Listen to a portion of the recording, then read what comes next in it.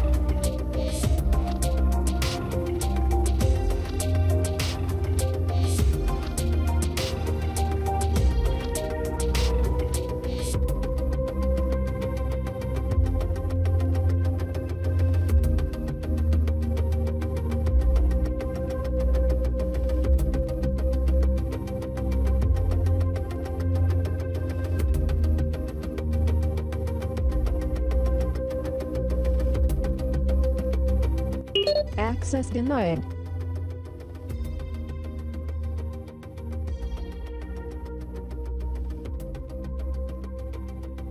Access denied.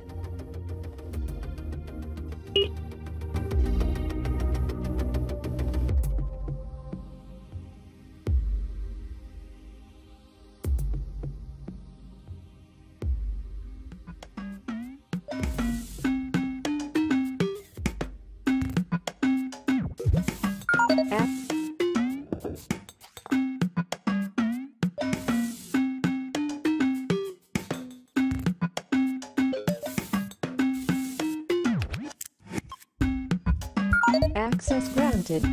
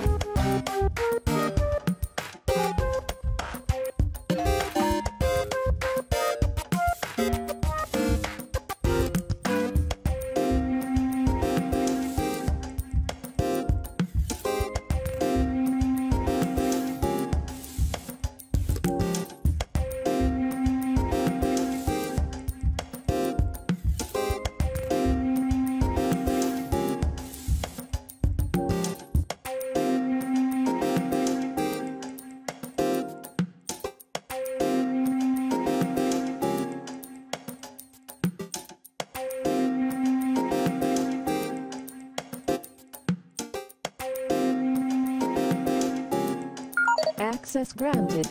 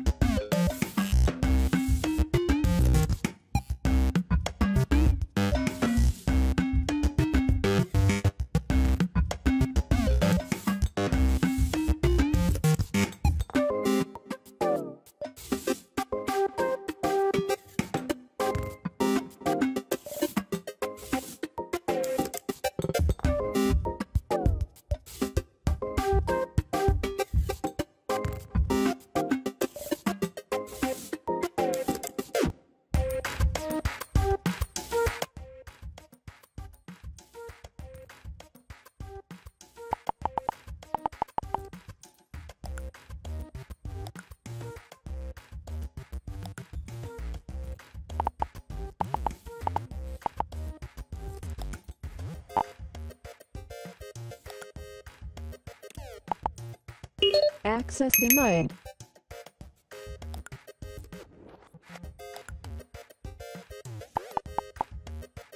Access granted.